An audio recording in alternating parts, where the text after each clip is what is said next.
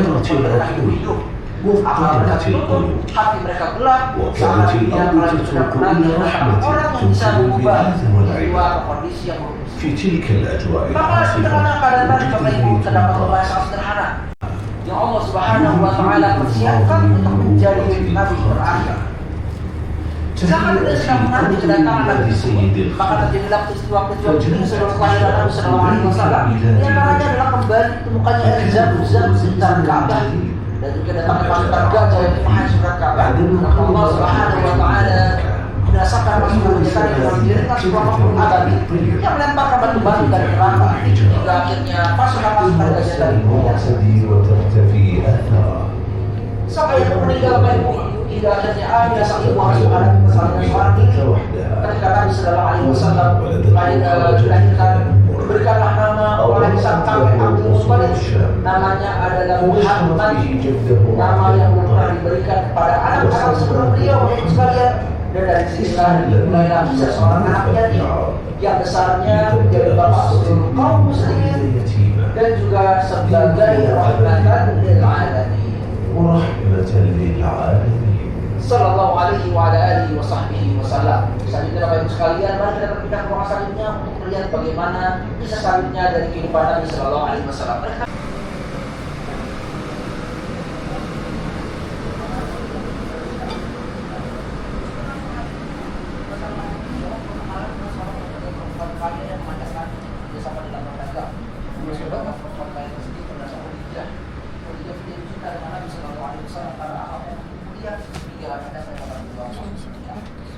Umur 40 tahun Nabi SAW menjadi seorang nabi.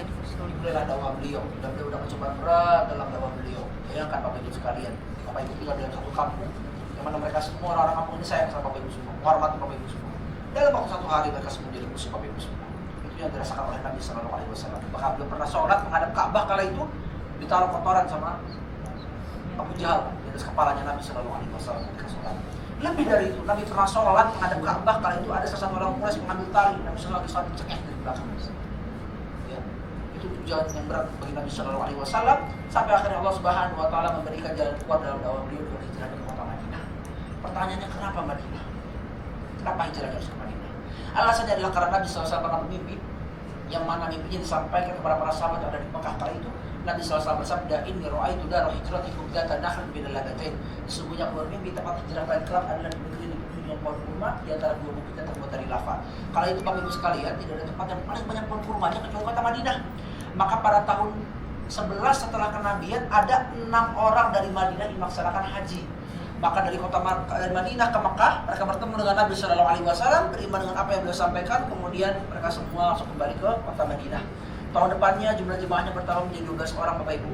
Mereka bertemu juga dengan Nabi Sallallahu Alaihi Wasallam, beriman dan berbiat kepada Nabi Sallallahu Alaihi Wasallam. Tahun depannya lagi jumlah jemaahnya bertambah menjadi 73 orang plus 1 tahun. Salah mereka bertemu dengan Nabi, beriman dengan Nabi dan menawarkan beliau untuk hijrah ke kota Madinah.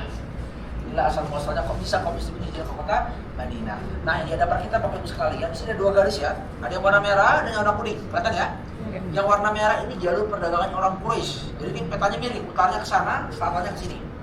Jadi orang Quraisy sudah sering ke Madinah Bapak Ibu. Tapi hanya sebagai jalur perdagangan saja. Kemana tujuan utamanya? Tujuan adalah ke Syam atau Syria sekarang. Jadi dari sini mereka sampai ke Madinah, terus lagi utara lagi sampai ke Yordan, utara lagi sampai ke Syam atau Syria. Mereka ambil barang dagangan kemudian kembali ke Mekah. Adapun Nabi ketika hijrah, beliau ditemani Abu Bakar Siddiq, beliau pakai jalur kuning. Supaya jalur berbeda supaya tidak mudah ditangkap oleh orang Quraisy. Pertama Nabi menetap dulu dengan Abu Bakar di daerah tempat disebut dengan di daerah Gunung Thaur. Di situ ada gua. Lokasinya di sini Bapak Ibu, dekat dengan kota Makkah Al-Mukarramah. Seperti itu bentuknya ya. Maaf, sedang di sini lokasinya. Ini daerahnya. Kemudian Nabi Sallallahu Alaihi Wasallam setelah itu ya melanjutkan perjalanannya sampai ke kota Madinah. Kala itu orang Quraisy hampir menangkap Nabi SAW dan mereka mencari Nabi sekitar kota Makkah dan berdiri tepat di depan goa. Mereka mendaki ke gunung, berdiri di depan goa yang dalamnya ada Nabi. Seperti ini bentuk goanya Bapak Ibu. Jadi mulut goanya pendek, namun dalamnya tinggi. Sehingga orang Quraisy masuk dalam sana, badannya tutup dari luar, tapi kakinya bisa nampak. Ketika orang Quraisy di depan goa, mereka merasa ketakutan dan mengatakan, ya Rasulullah, kalau seandainya di antara mereka ada yang naik ke bawah, maka kita akan nampak. Maka Nabi SAW bersabda, ya Abu Bakar, masuk ke dia sendiri. Wahai Abu Bakar, bagaimana pendapatmu pada dua orang yang beriman kecuali ketiganya ada Allah. Kemudian Nabi SAW bersabda, la tahzan innallaha ma'ana. janganlah kau bersedih, Allah bersama kita. Maka dengan izin Allah Bapak Ibu, Allah buat orang Quraisy itu tidak ada yang membawa sama sekali, lalu berlalu begitu saja. Ada riwayat yang mengatakan ada jaring laba-laba, ada perumahan sekitar gua, namun tidak valid. Yang benar adalah memang Allah buat orang Quraisy itu tidak ada yang membawa. Maka pada hari keempat, bila berjalan ke sana, maka mengarai kita teman bermalam Nabi SAW dan bahkan sama berjalan hijrah sampai di kota Madinah pada hari Senin tanggal 21 awal tahun 13 di Madinah, dalam tentang Kuba sama 14 malam Bapak Ibu. Kemudian dia mau Kuba di sana. Masih satu Kuba loh. Karena itu juga kalau masih tentang Kuba. Kota Madinah sampai di tahun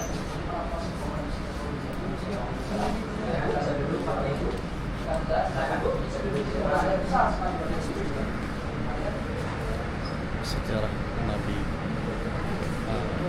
dilahirkan. Karena dia mengatakan, biarkan unta ini menentukan di mana saya tinggal karena ia berjalan atas perintah Tuhannya. Maka akhirnya unta ini berhenti di depan rumah seorang sahabat bernama Abu Ayyub radhiyallahu anhu. Kemudian Nabi Shallallahu Alaihi Wasallam membeli sebidang tanah milik dua orang bersaudara dari kalangan Bani Najjar untuk dijadikan sebagai lahan Masjid Nabawi. Maka dimulailah proyek pembangunan Masjid Nabawi, yang mana Nabi ditemani oleh para sahabat untuk membangunnya. Kemudian dinding-dindingnya dibuat dari batu-batu yang ditembakkan matahari. Lalu bagian-bagian lainnya dibuat dari pohon kurma. Nah, yang ada dari batang pohon kurma, atapnya dari daun pohon kurma, kemudian disangka dengan kayu, lalu diikat dengan serabut pohon kurma. Awal pelaksanaan sholat kala itu masih menghadap ke arah Masjidil Aqsa, Bapak Ibu, yang mana arahnya itu membelakangi kiblat kita yang sekarang. Dan Nabi Shallallahu Alaihi Wasallam dulu sering mengarahkan wajahnya ke arah Ka'bah karena beliau berharap kiblatnya berpindah ke arah Ka'bah. Maka Allah Subhanahu wa taala pun mengijabah harapan Nabi sallallahu alaihi wasallam. Dalam kiblatnya dari Masjid Aqsa ke Masjidil Haram tepatnya pada bulan Rajab tahun 2 Hijriah. Maka otomatis Masjid Nabawi juga direnovasi mengikuti kiblat yang baru. Maka arah selatan yang tadinya menjadi pintu masuk ke Masjid Nabawi, pintunya ditutup serapat-rapatnya sehingga akhirnya menjadi tengah, bagian tengah ya, atau area imam ya. Dan sebaliknya, area yang tadinya jadi pintu imam dibolong menjadi pintu masuk ke Masjid Nabawi. Sering berjalannya waktu Masjid Nabawi jadi sempit Bapak Ibu karena jumlah jemaahnya makin banyak kala itu. Maka Nabi Shallallahu Alaihi Wasallam memulai proyek untuk memperluas Masjid Nabawi tepatnya pada tahun 7 Hijriah. Maka dari sinilah proyeknya pun terus berkembang dari zaman ke zaman. Ya, dari zaman Nabi, zaman Khulafaur Rasyidin, dari zaman Bani Umayyah, Abbasiyah sampai sekarang di bawah kerajaan Arab Saudi.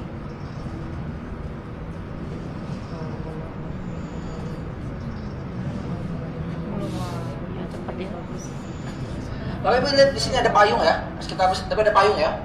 Ini jumlah payungnya ada sekitar 270 payung Bapak Ibu sekalian. Ya, satu payungnya itu digelontorkan sama kerajaan Arab Saudi dengan seharga 8 juta Saudi Real. Itu baru satu payung. Itu baru payung. Ya, masih banyak yang lainnya fasilitas dari kerajaan Arab Saudi yang dibiayakan untuk Masjid Nabawi. Ada lampunya, ada listriknya, ada marmernya, ada karpetnya, pintu dan sebagainya. Dan Bapak Ibu tahu semua Masjid Nabawi ini adalah bangunan termasuk yang termahal biaya listriknya, paling boros kedua setelah Masjidil Haram. Karena ada pembaca jalan dulu. Buat apa Bapak Ibu sekalian? Jadi semua digelontorkan sama kerajaan Arab Saudi berguna Bapak Ibu semua seperti Allah. Ya, baik, mari kita menghadap ke belakang, silakan. Belakang kita Bapak Ibu sekalian, ini ada replika mini Masjid Nabawi di zaman Nabi Shallallahu Alaihi Wasallam. Ya, seperti kira-kira bentuknya, dan di hadapan kita ini ada replika mimbar Rasul ketika beliau masih hidup. Jadi awalnya beliau ketika berkhutbah Bapak Ibu tidak punya mimbar, sehingga beliau hanya bersandar ke batang pohon kurma saja. Sampai akhirnya sebagian di kalangan perempuan Ansor mengambil inisiatif untuk membuatkan beliau mimbar. Tatkala mimbarnya sudah jadi, berpindahlah beliau dari batang pohon kurma ke mimbar. Apa yang terjadi setelahnya Bapak Ibu? Batang pohon kurma menjadi sandaran Nabi Shallallahu Alaihi Wasallam sebelumnya ini menangis. Bahkan siapapun yang hadir di Masjid Nabawi kala itu bisa mendengar suara tangisan batang pohon kurma tadi. Maka Nabi Shallallahu Alaihi Wasallam segera turun dari mimbarnya lalu memeluk batang pohon kurma tadi.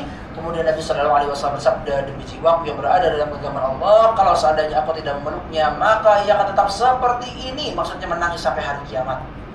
Ini menunjukkan betapa luasnya kasih sayang Nabi Shallallahu Alaihi Wasallam. Bahkan sampai benda mati pun bisa merasakan kasih sayang tersebut. Nabi kalau berkhutbah Bapak Ibu duduk di atas sini, kakinya di bawah sini.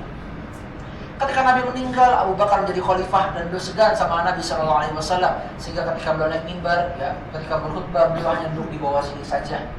Ketika Abu Bakar meninggal, Umar menjadi khalifah, sama Umar juga segan sama Abu Bakar Siddiq, Sehingga ketika berkhutbah beliau hanya duduk di bagian bawah sini saja. Nah, seperti kira-kira gambaran Masjid Nabawi di zaman Nabi Shallallahu Alaihi Wasallam. Bagian kiri kita pas. Ini adalah replika rumah Nabi atau rumah Aisyah radhiyallahu anha. Jadi di sini ada pintu ini menjadi koneksi antara rumah Nabi dan Masjid Nabawi. Sehingga beliau kalau mau melaksanakan sholat tidak buka pintu, kemudian bergabung dengan para sahabat untuk melaksanakan sholat. Ya, dan di antara rumah beliau dan mimbar beliau adalah area yang disebut daerah Raudhah. Ya, tentu ini versi mininya ya, aslinya lebih luas lagi. Ya. Dan Nabi SAW kenapa menamakannya Raudhah? Karena suatu ketika Nabi pernah buka pintu, kemudian melihat para sahabat ada yang melaksanakan sholat, berzikir, kemudian baca Quran dan sebagainya di daerah tersebut, maka Nabi gambarkan keadaan tersebut dengan mengatakan antara rumahku dan mimbar utama dari taman-taman surga. Ya. Selanjutnya Bapak Ibu, kita ingin melihat bagaimana keadaan isi rumah Nabi Shallallahu Alaihi Wasallam dari zaman ke zaman, bagaimana perubahannya sampai hari ini. Mari kita lihat di bagian sana. Silakan kita berjalan Bapak Ibu. Barakallahu. Ya, kita melihat saja nggak apa-apa ya. Baik, Bapak Ibu sekalian dari iman. Kemudian makanya Nabi SAW sering main ke rumah Fatimah dan Ali, dan Ali juga sering main ke rumahnya Nabi SAW. Suatu ketika Nabi pernah main ke rumah Fatimah, nggak ada Alinya di situ. Maka Nabi bertanya kepada Fatimah, di mana suami kamu? Ya, Nabi ada hajat sama Ali. Maka Nabi kata Fatimah apa? Barusan telah terjadi perselisihan antara saya dan suami saya. Nabi langsung cari Ali, ketemunya di Masjid Nabawi.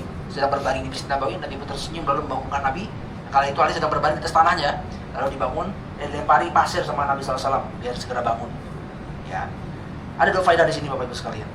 Kalau seandainya ada suami istri sedang bertengkar, maka hendaknya orang tua dan mertua tidak gampang ikut campur. Lihat di sini. Nabi ketika ditanya, Fatimah ngomong, baru aja ada pertengkaran antara aku dengan suamiku. Apa kata Nabi? Kamu diapain sama suami kamu? Enggak. Langsung ditinggal sama Nabi. Maksudnya apa? Ya itu udah urusan kamu itu. Gak usah ngomong sama bapak. Istilah bahasanya seperti itulah ya. Kemudian yang kedua, kalau seandainya ada perselisihan antara antara suami dan istri, salah satunya sebaiknya ada yang pindah tempat. Jangan lama-lama di satu tempat, nanti makin panas.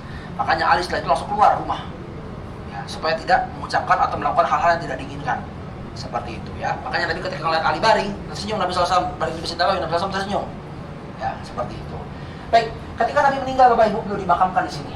Karena beliau meninggal di sini. Dan tidak ada satupun Nabi yang meninggal kecuali pasti dimakamkan di tempat dia meninggal. Karena beliau meninggal di sini, maka beliau dimakamkan di sini. Nah, di area yang kedua ini Bapak Ibu, dibalik ya. Jadi yang bagian dalam menghadap ke kita biar visualnya lebih jelas. Jadi ini ada dinding, di sampingnya ada sitar, pembatas kain ya. Sutroh. Di sampingnya lagi itu ada kamar lebar. Kamar lebarnya ini kamarnya Aisyah. Yang sebelum sitar, pembatasnya itu kan area kuburan Nabi Shallallahu Alaihi Wasallam. Lalu beliau ditemani oleh dua sahabat tercinta beliau, Abu Bakar dan Umar radhiyallahu anhum. Mereka berdua dimakamkan di samping kuburan Nabi Shallallahu Alaihi Wasallam. Kita bisa lihat di sini Bapak Ibu. Ya, di sini ya. Yang bagian kiri itu kuburan Nabi, tengahnya Abu Bakar, sampingnya Umar bin Khattab radhiyallahu anhu. Kemudian dikasih pembatas dengan tembok, lalu ada kamar kecil, kelihatan ya? Nah, kamar kecil ini adalah kamarnya Aisyah radhiyallahu taala anha setelah wafatnya Umar. Nah, kalau kita lihat ini karena ketika Abu Bakar meninggal ya, ini masih dengan kain pembatasnya. Tapi ketika sudah Umar meninggal, itu pembatas jadi tembok. Kenapa? Karena Umar bukan mahramnya Aisyah. Aisyah kalau masuk rumah sejak awal-awal meninggalnya Umar, itu kalau masuk rumah tetap pakai hijab. Saking malunya sama Umar. Karena Umar bawahnya sangat tinggi Bapak Ibu sekalian. Ya, beliau juga sangat pemalu dengan perempuan. Sama Aisyah juga pemalu orangnya. Maka khalifah ketiga kali itu Utsman bin Affan membuat keputusan untuk mengganti pembatasnya dengan tembok supaya privasi Aisyah lebih terjaga. Awalnya Aisyah tuh booking Bapak Ibu, kuburannya tuh pengen yang sebelah bapaknya Abu Bakar itu untuk beliau. Ternyata Umar meninggal lebih duluan. Sehingga akhirnya sebagai bentuk penghormatan, Umar lah yang menempati tempat tersebut. Kemudian pada tahun 88 Hijriah, pada masa dinasti Bani Umayyah, ada satu khalifah bernama Al-Walid bin Abdul Malik yang membuat proyek untuk memperluas Masjid Nabawi karena jumlah jemaahnya makin banyak kali itu. Namun caranya tidak disepakati oleh para ulama, tidak disetujui para ulama. Kenapa? Karena caranya kurang tepat. Jadi rumah Aisyah ini dimasukkan ke dalam Masjid Nabawi. Karena kalau seandainya masuk ke dalam Masjid Nabawi, berarti kuburan Nabi, Abu Bakar dan Umar jadi masuk ke dalam masjid. Sedangkan tidak boleh ada kuburan dalam masjid.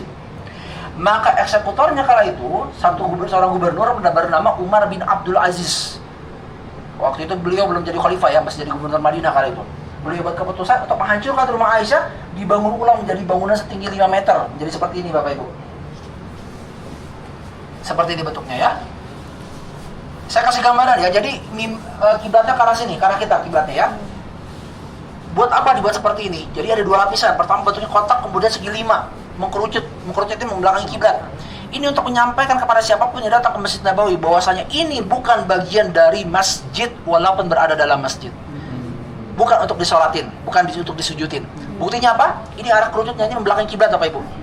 Tadi saya sudah bilang ya, kiblatnya ke arah kita ya. Itu membelakangi kiblat supaya tidak dianggap sebagai tempat untuk nggak disujuti. Kemudian pada tahun 888 Hijriah Bapak Ibu, tepatnya pada masa kerajaan dinasti Mamluki, ada satu sultan bernama Sultan Qutbay. Dia membuat keputusan untuk membuat lapisan ketiga dari kuburan Nabi menjadi seperti ini Bapak Ibu.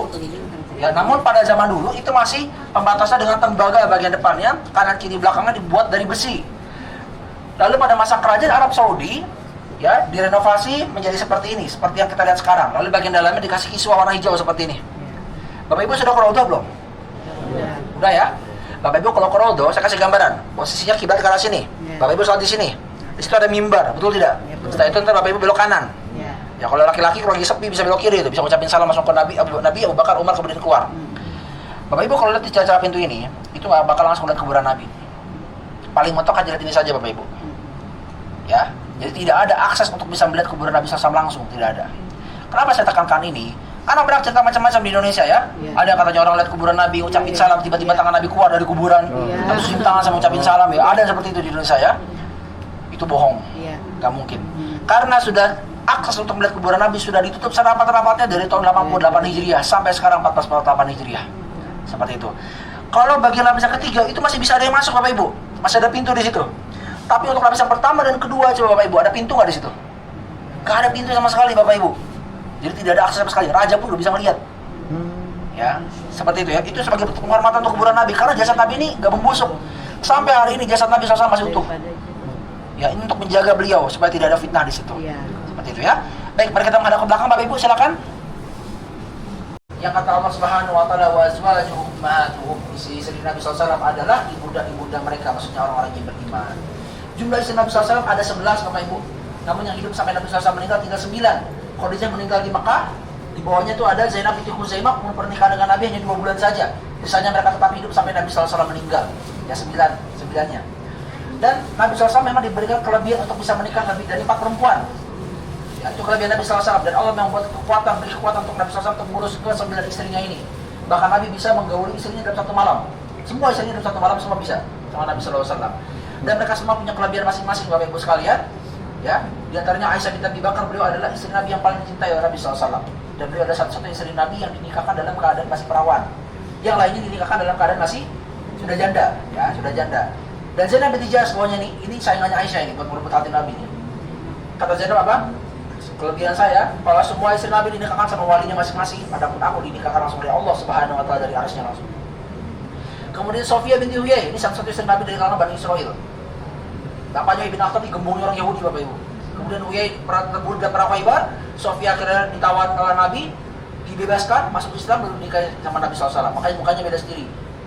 Yang lainnya muka-muka Arab, Sofia ini mukanya muka Bani Israel, putih mancung. Kalau kita bilang sekarang orang bule lah ya, seperti itu.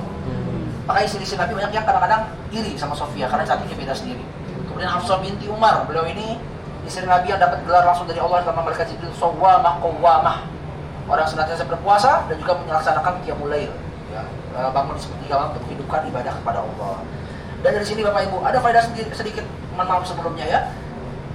Nabi Shallallahu Alaihi Wasallam ini istrinya lebih dari 1 Bapak Ibu. Ya, ini menunjukkan bahwasanya yang namanya berpoligami ini bagian dari syariat Allah. Terlepas perempuan itu mau dipoligami atau tidak, tapi poligami tetap syariat dari Allah, sehingga tidak boleh ibadah ini dihina. Ya, kenapa saya tekankan ini? Karena banyak perempuan-perempuan tidak paham. Ya, memang kalau masalah mau atau tidak itu pilihannya sang perempuan, sang istri. Tapi masalah sampai menghina, dikatakan ini adalah perbuatan yang keji, perbuatan tidak, ini tidak keji, tidak hina. Nabi istrinya lebih dari 1. Hampir semua sahabat istrinya 4. Hampir semuanya. Abu Bakar istrinya 4, Umar 4, Utsman 4, Ali 4. Ya, setelah Fatimah meninggal. Ini menunjukkan bahwa bagian dari syariat Allah. Tapi masalah pilihan itu hal yang lain. Jelas ya? Saya tekankan masalah ini karena saya berapa kali pertama ketemu ada seorang salah satu jemaah sampai bahasanya ngeri sekali ya, mengenai masalah poligami. Tidak, poligami ini masalah syariat Allah. Ya, terlepas dari pilihan istri itu mau atau tidak, seperti itu ya. Baik, sekarang kita ingin lihat Bapak Ibu sekalian bagaimana istri rumah Nabi Shallallahu Alaihi Wasallam. Ya, apa barang-barang yang beliau miliki? Mari kita lihat di bagian sini. Silakan Bapak Ibu sekalian. Allah Subhanahu wa taala kita baca harinya. Ketika telah حين بنى رسول الله صلى الله عليه وسلم مسجدا شيد بجواره قدواته من اللبن والجلد. سقفها يكاد الرجل يلمسه بيده، وبجوارها فسحة محجرة تحجبها عن القمر. لم تكن إلا مسكنا صغيرا لكنها وسعت وحي السماء. Ada prinsip Nabi Sallallahu Alaihi Wasallam dan kita lihat pertama di dalamnya terdapat kasur yang alasnya hanya terbuat dari kulit kurma saja. Lalu juga ada bantal Nabi فكان Sallallahu Alaihi فراشا من Wasallam. جلد حشوه الليف، ووسادة متواضعة، Dan juga di sampingnya ada tikar وحصيرا yang isinya تظهر kalau Nabi tadi آثاره lintasnya في badannya جنبه memang terlemas. الشريف إذا نام Kalau عليه، Nabi berbicara menangis. وأدوات Lalu قليلة juga ada tangan Nabi Sallallahu Alaihi Wasallam dan Aisyah. كان فيها Dan juga ada senjata perang beliau. Ada perisai dan juga ada tombak. فالحجة Dan Nabi Sallallahu Alaihi بيد Wasallam juga وإمام panglima dalam وقائد peperangan. جيش. Rumah yang sangat بيت بلا sederhana, إسراف namun tidak mengurangi ولا hak-hak إخلال keluarga. بحق الأهل. Seiring berjalannya waktu, rumah Nabi Sallallahu Alaihi Wasallam itu sahabat-sahabatnya. Ya, sebagaimana kita lihat ulama sebelumnya, beliau ditemani oleh dua sahabat tercinta beliau, يحتضر Abu هذا Bakar dan Umar المكان radhiyallahu جسده taala. الشريف وصاحبيه رضي الله عنهما، Yang mana mereka berdua menjadi saksi شاهدا betapa على zuhud أن dan أعظم من tawakkalnya وطئ manusia الثرى yang pernah hidup. اختار Lalu حياة siapa yang الزهد. pernah hidup di muka bumi ini? Dari sinilah Bapak Ibu sekalian هنا kita يخفق tamat apa yang القلب، sama kita masih mendengar nasihat-nasihat Nabi وكأنك dari تسمع hadis صوته Rasulullah صلى SAW الله langsung. عليه Dan di وسلم antara nasihat dari ويقول: beliau adalah Belighul anni walau ayah, sampaikan sesuatu dariku walau hanya sepotong ayat. Sallallahu alaihi wa alihi wa sahbihi wasallam. Alhamdulillah Bapak Ibu sekalian, kita sudah sampai di penghujung museum ya. Dan bisa bertambah dengan Nabi Sallallahu Alaihi Wasallam di sana. Kurang lebihnya mohon maaf Bapak Ibu sekalian. Wassalamualaikum warahmatullahi wabarakatuh.